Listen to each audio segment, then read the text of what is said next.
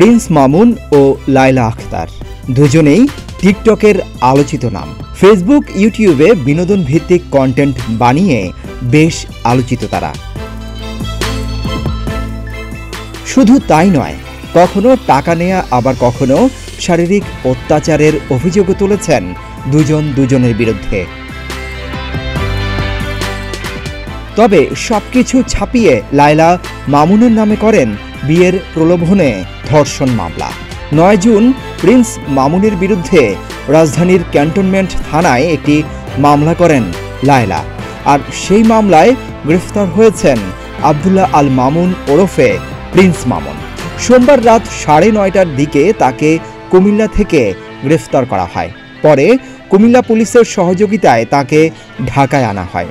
11 June তাকে ঢাকার CMM আদালতে হাজির করার কথা রয়েছে।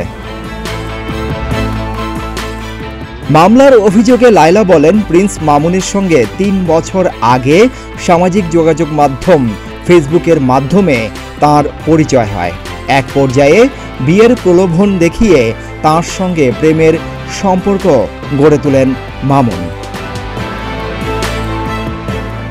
এজাহারে আরও বলা হয়, 2022 সালের 7 জানুয়ারি মামুন তার মাকে সঙ্গে নিয়ে লায়লার বাসায় বসবাস করতে থাকেন।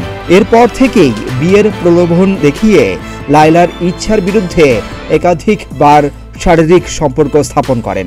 একাধিকবার লায়লা বিয়ের বিষয়ে বললেও মামুন বিভিন্ন অজুহাতে এড়িয়ে গেছেন। প্রিন্স মামুনের উত্থান মূলত সোশ্যাল মিডিয়া, টিকটক ও লাইকির সুবাদে।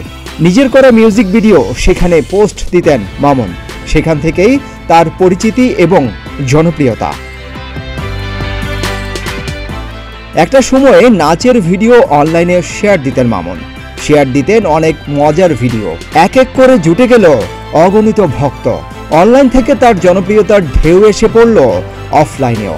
বলা যায় টিকটকারদের মধ্যে সবচেয়ে জনপ্রিয় এই মামুন। তার ফলোয়ার বা অনুসারীর সংখ্যাও কম নয়। এখন তিনি দেশের বিভিন্ন প্রান্তে শোরুম বা দোকান উদ্বোধন করেন মোটা অঙ্কের অর্থের বিনিময়ে।